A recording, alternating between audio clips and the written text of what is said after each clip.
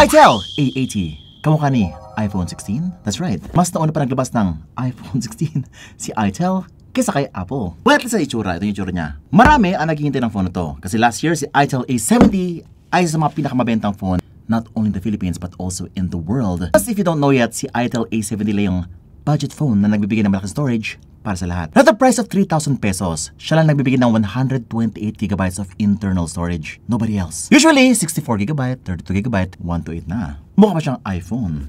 Probably the most usable budget phone that you can buy last year. But is the itel A80 a massive jump from its predecessor? Well, in terms of design, performance, display, and in features, guys. Now, unang-una yung design ay massive jump from the itel A70. This thing has a design like none other.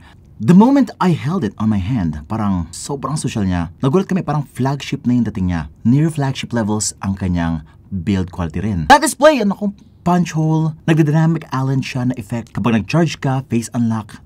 Guys, nag-a-animation na siya ng parang ganyan. Even when you're called, lumalabas yung dynamic bar, nag-reshape siya, lumalaki. And finally, 90Hz refresh rate, guys. Mas smooth na ang galawan ng inyong phone. Naka-Android 14 na siya with an updated itel OS 14 system. Includes a lot of features like for example itong clock in landscape mode. And if may tumawag sa'yo, may notification, umiilaw yung kanyang flash sa kanyang likod. Yes, this ring right here at the back. And a massive jump in terms of camera. 13MP lang po yung last year. 50 megapixel na po. Super HDR camera. And just like its predecessor, 128GB of internal storage. Nice one. Ay hindi. 3128 to. Ginamit niya lang daw yung magic. 3128 lang talaga siya, guys. Ito naman yung legit 4128 to. But is it time to upgrade your itel A70 kung meron ganito? To this one? Let's find out. I was Vince and you're watching Unbox Diaries. Woohoo! Wait lang, Vince. Para meron kayo isang na-review na phone na kasing price nito. Technospark Go 1. Is that actually much better than this one? Now, although mura, maganda yung design ni Technospark Go 1, hindi kasing laki ng storage niya ang storage nito. 64 lang po si Spark Go 1. Kung gusto mo talaga ng storage, oh my god. In terms of usability pang matagalan, pakita ko lang konting lang. Konting silip. Ay, bro, iPhone 16 yan, yung side, Ayan. Uy! Black casing? MagSafe ba yan? USB Type-C cable? SIM ejector pin? At jutay lang na charger. Eto na siya. Sheesh! Bro, huwakan mo. Legit! No, this is not a sticker. This is real back texture design. Parang siyang bird's eye view nung Alps ng Switzerland. Wow, parang winter ba to? Winter mountain back design. Kinda looks like those glaciers sa North Pole. Sobrang elegante, guys. And it doesn't feel chippy pa. Wait lang. Ito po, si A70. Now, it does look like the iPhone, no? From the shape, the way it looks.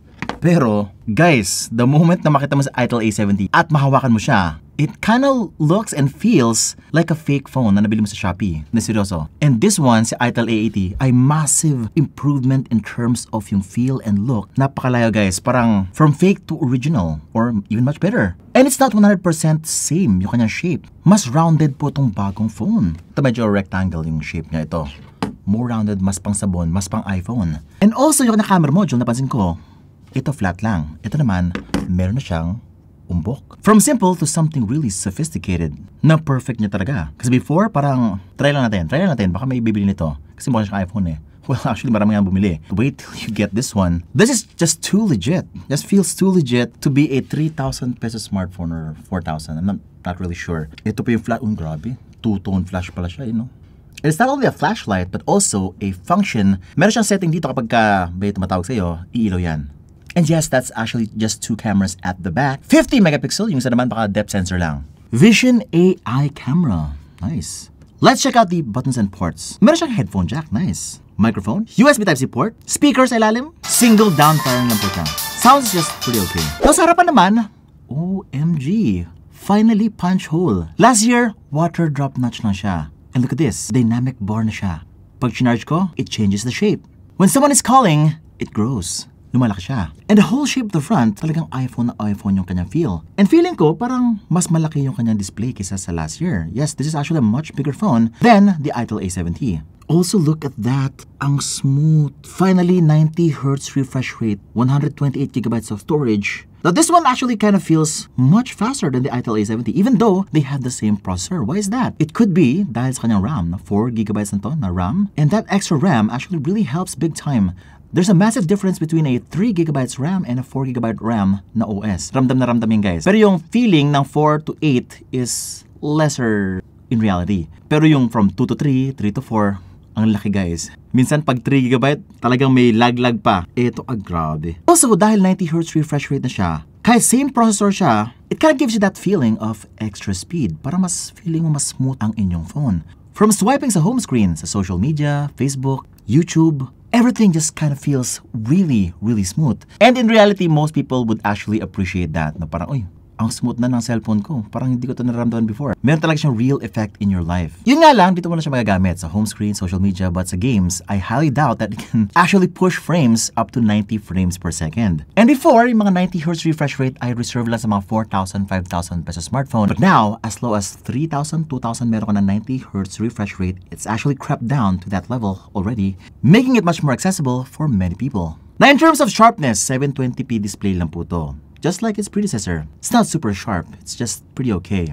Pero yung pros naman dito is less energy consumption naman siya. Meaning more battery life for you. For me, it's actually pretty okay na po yung 720p at this size. At para sa akin, mas importante pa rin yung kanyang battery life compared sa resolution, power, because if you don't have battery life, if you don't have power, then hindi mo siya magagamit. That's the thing. Now before I show you the performance and to benchmark, ito po yung mga ibang settings and the features niya na natagdagan sa kanya. For me, sobrang big deal nito. For example, yung kanyang backlighting effect dito, sa tuwing may tumatawag, umiilaw po siya. Kapag nag-work kayo, nakaganyan yung phone nyo, biglang may nag-flash dito, uy, may nag-text, may nag-call. Meron siyang feature na kapag nag-charge ka, nilock mo, and ayan, lalabas siyang ganyan. Wow! Pero dapat in landscape mode ka. Now, this could either be very useful to you or parang gimmick lang, no? Kung nasa work ka, sinacharge mo yung phone mo, gusto mo makita yung clock lagi, nice. Hindi mo na kailangan i-open yung display mo lagi. Now, the problem with this one is it's not an LTPO AMOLED display. Meaning, hindi pa siya always on. Hindi niya kaya ng 1 Hz refresh rate or 1 nits na brightness. What it's actually doing is, parang naka-on lang talaga siya,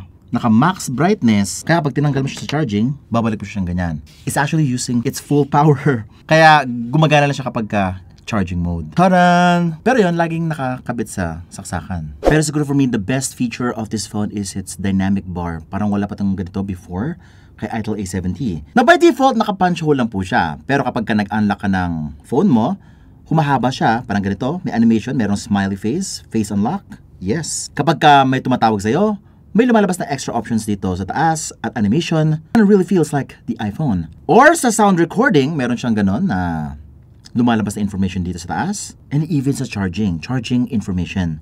Feeling ko maraming matutuwa dito kasi nga, the iPhone is just still 20,000-30,000 pesos away from you. Kung ngayon hanggang nood ka lang sa mga iPhone na launch, ay, ang ganda naman ng dynamic bar, dynamic island, mga ganon. Finally, you can actually experience something like that with this phone. And I just feel that that's the real value of these phones. Ito mga entry level na to na ginagaya yung mga flagship na sobrang mahal.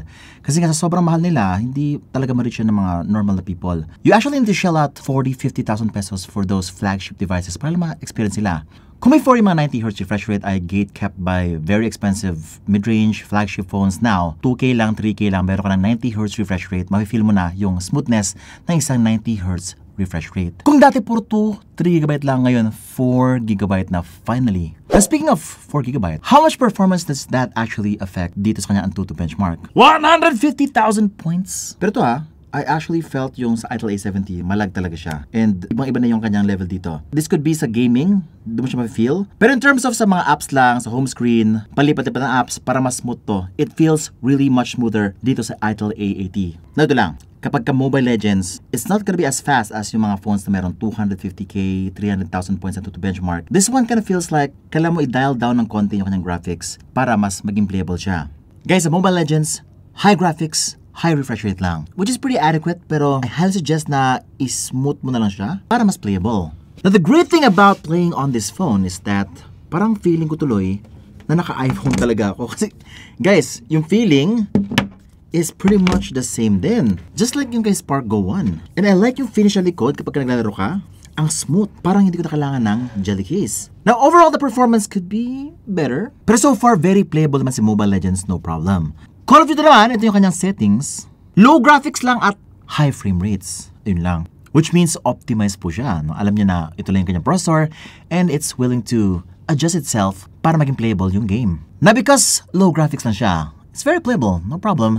Don't expect lang na it's going to be a gaming beast, pero overall, you can actually install a lot more games compared to a 64GB phone. In reality, kapag ka 64GB lang yung phone mo, isang game na talaga na-download mo, which is si Mobile Legends lang. With the 128GB storage, you can actually download even Genshin Impact na sabay-sabay. 3 games to. Pero napansin ko, sa Genshin Impact, nako guys, ayaw niya mag-install. Mukhang hindi niya kaya. Not because kulang yung storage niya, pero feeling ko dahil kulang yung kanyang processor para i-play itong game na to. Mukhang si T615 yung T606 yung mga pwede. Pero T603, medyo hirap siya guys. Okay, so performance, pretty okay. Social media talaga, watching movies, texting, and mga basic stuff. Pero what about the camera? Is it actually good? 50-megapixel camera, here it is. Super high quality mga photos dito, especially kung good ang inyong composition. Dynamic range, medyo hirap siya. Kapag ka-shadowy yung parts, talagang dark talaga siya. Crushed yung blacks. Pagka masyadong bright, masyadong sabog. Pag low light, medyo soft na. So definitely need some really good lighting here. Pero ang nagulat talaga ako, ito talaga, selfie. Guys, the selfie camera, although 8 megapixel lang, ang ganda na skin, ang ganda ng itsura, mukha kang artistahin dito. Yun nga lang sa studio ko, medyo bluish. Pero kapag ka sa labas, very natural yung itsura nyo dito. Hindi pa siya kasing updated ni Technospark Go 1. Pero ay time-lapse siya. Even sa selfie video, 1080p 30 frames per second. Ito yung itsura ng selfie video. And it looks okay. Kind of bluish. Ayan. Ayan. Hindi na tayo sa sadness. Mamo blue. Yun. Basta tama yung angle, maayos naman yung color ng mukha ko. So may beautification ng konti. Love it. May super night mode at may wide selfie din siya. Wow. Meron siyang wide selfie sa more. Kaya lang parang panoramic effect yung ginagawa niya. It's not like meron siyang ultra wide angle lens sa harapan. Now video is just okay. Walang EIS photo. Wala siyang stabilization. Great for vlogging na po. As long as hindi ka masyado tumatakbo or stable na kamay mo, very okay naman siya. The ITEL AAT is only 4,199 pesos for 128 na yan. Pero Vince, 3.5 lang yung si Technospark Go 1. Kaya lang, 64GB lang yun. Kaya mo magtiis ng 64GB lang. Nasa yan kung anong kailangan mo. For me, mas useful yung more storage. Really. Kung pang matagalan yung hanap mo.